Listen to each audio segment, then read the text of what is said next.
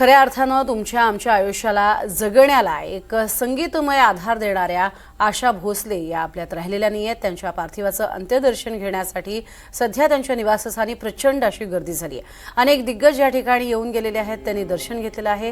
त्यानंतर सर्वसामान्य नागरिक सुद्धा इथे येऊन दर्शन घेतील अशी व्यवस्था करण्यात आली आहे। या ठिकाणी सर्व भोसले कुटुंबीय तसंच मंगेशकर कुटुंबियांमधील अनेक जण उपस्थित आहेत। मात्र जरी आशा भोसले या काळाच्या पडद्याआड गेल्या असल्या तरी सुद्धा त्यांचा आवाज हा अजरामर राहणार आहे। त्यांच्या जाण्यानं अर्थातच एक भली मोठी पोकळी निर्माण झालेली आहे। आज असं कोणतंही गीत नाहीत, कोणतेही शब्द नाहीत की जे शब्द त्या गाऊ शकणार नाहीत। इतकी जबरदस्त पकड त्यांची संगीतावर आणि शब्दांवर होती। सचिन तेंडुलकर सपत्नीक या ठिकाणी दाखल झाला होता आणि प्रचंड भावुकही झाला। संपूर्ण मंगेशकर कुटुंबियांशीच सचिनचे खूप चांगले आणि जिव्हाळ्याचे संबंध आहेत। त्यानंतर शासकीय मानवंदना दिली जाते। त्या पद्धतीनं आशा भोसले यांना शासकीय मानवंदना देत असताना त्यांच्या कुटुंबियांना अश्रू अनावर झाले। भारताचा ध्वज या ठिकाणी त्यांच्या पार्थिवावरती पांघरण्यात आला आणि त्यावेळेला मात्र अश्रूंचा बांध त्यांच्या कुटुंबियांनी मोकळा केला। जनाई भोसले ही देखील प्रचंड भावुक झाली होती।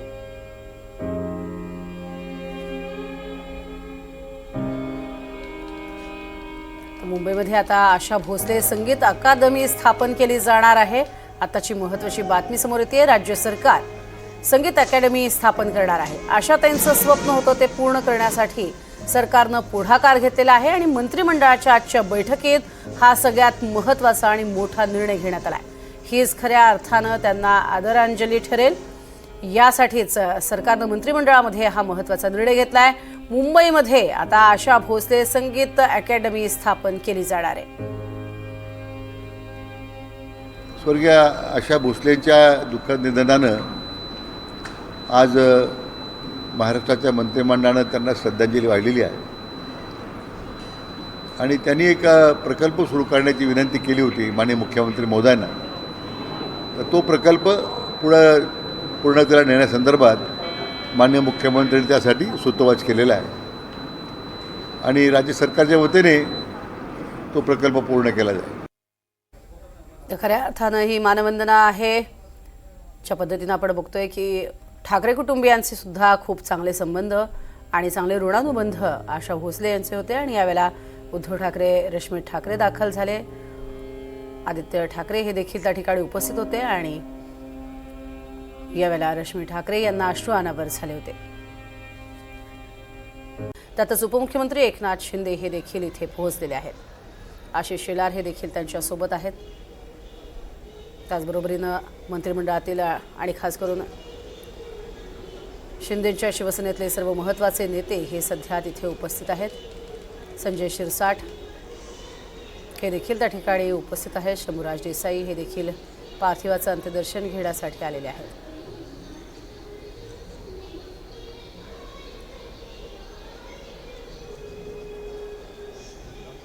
विठगोळीची गाणी आणि अर्थातच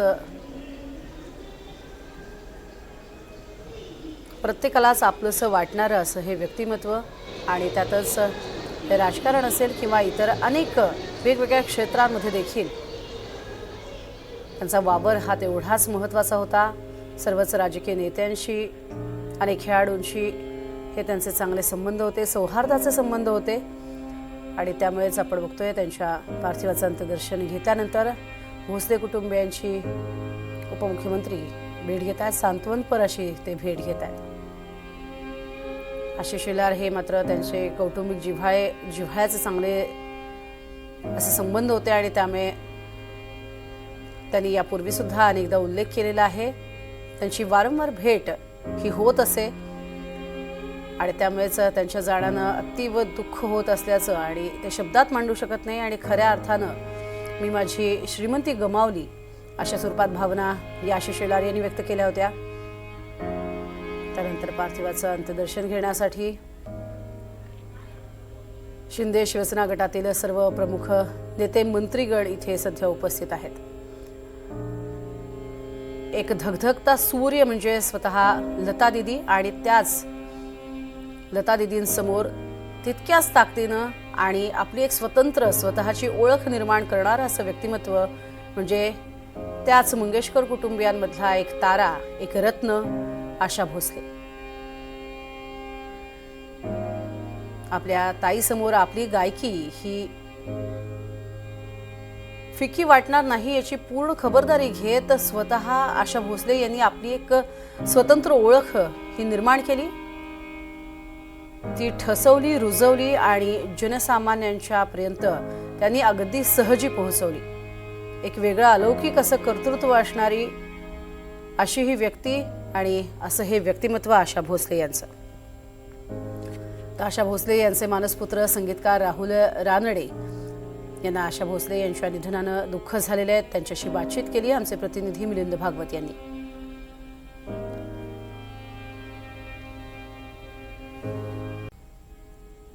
तर अशा अनेक आठवणी आहेत ज्या आठवणींमध्ये आशाताई या कायम राहणार आहेत आणि सध्या आपण बघतोय आशाताईंचे पुत्र आनंद भोसले यांची सांत्वनपर भेट उपमुख्यमंत्री एकनाथ शिंदे घेत आहेत. आशिष शेलार हे या ठिकाणी उपस्थित आहेत. तसंच शंभूराज देसाई हे देखील उपस्थित आहेत. मंत्री संजय राठोड हे देखील उपस्थित आहेत. अनेक आठवणी आहेत, अनेक अशा प्रसंग आहेत ज्या प्रसंगातनं आशाताई या कायम स्मरणात राहणार आहेत आणि आशाताईंचा आवाज हा अर्थातच अजरामर आहेच, पण त्यांचा हरहुन्नरी स्वभाव आणि त्याचबरोबरीनं त्यांचं हसत खेळत प्रत्येकाशी बोलणं हे सुद्धा अर्थातच प्रत्येकाच्या मनात घर करून आहे. अगदी थोड्या वेळापूर्वीच उद्धव ठाकरे हे देखील सपत्नीक या ठिकाणी पोहोचले होते. आदित्य ठाकरे हे देखील इथे पोहोचले होते. त्यांनी अंत्यदर्शन घेतलेलं आहे आणि त्यानंतर मात्र अतिशय भावूक क्षण पाहायला मिळाला.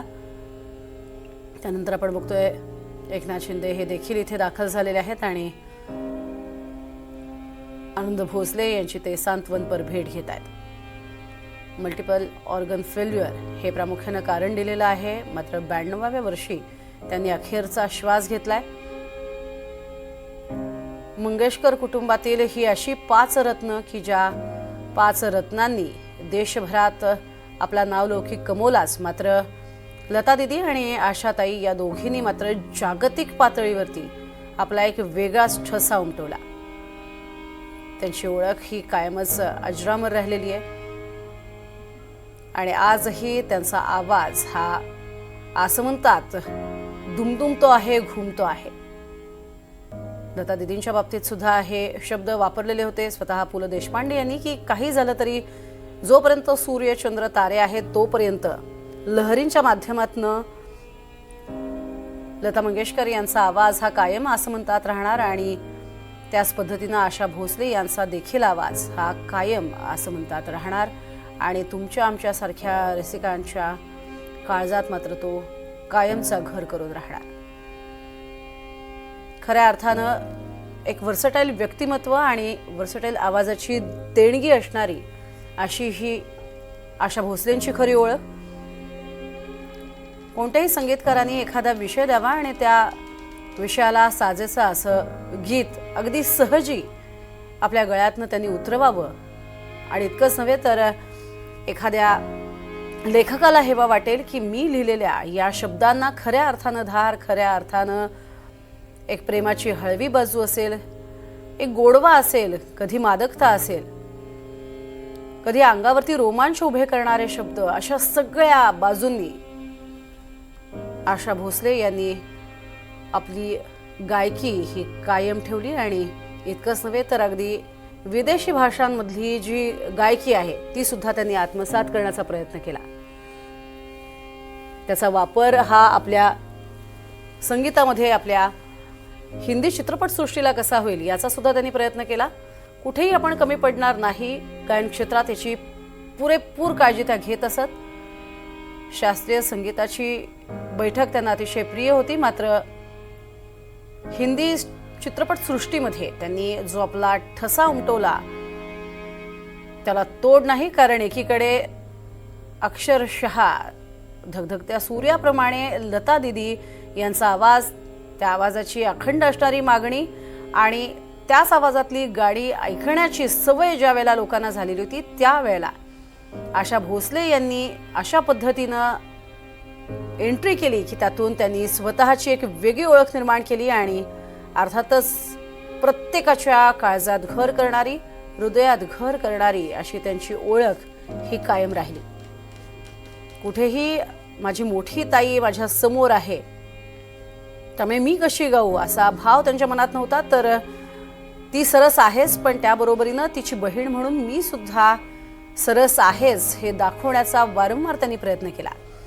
माझी स्वतःची ओळख असावी यासाठी त्यांनी स्वतःच्या आवाजाची जादू ही अशा पद्धतीनं वापरली की ज्याचा अर्थातच प्रत्येकावरती परिणाम झाला आणि ती जादू आजही कायम आहे.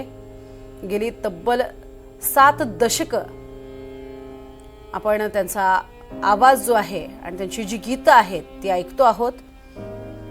अगदी वयाच्या 10व्या वर्षापासूनच त्यांची गायकी सुरू झालेली होती, कारण अर्थातच बाळकडू मिळालेलं होतं. दीनानाथ मंगेशकर यांच्या रूपानं, वडिलांच्या रूपानं हे बाळकडू मिळालेलं होतं. ताईच्या रूपानं हे बाळकडू वृद्धिंगत होत होतं, कारण घरी रियाज करणं, सातत्यानं वेगवेगळ्या शैलीतली गीतं गाणं हा नित्य नैमित्तिक अशा स्वरूपाचा अभ्यास होता. आणि त्यातच मुंबईमध्ये आल्यानंतर मात्र त्यांची एक वेगळी शैली जी आहे ती त्यांनी निर्माण केली. सांगलीमध्ये खरं तर या 5ही जणांचा म्हणजेच मंगेशकर कुटुंबातील या 5 भावंडांचा जन्म झाला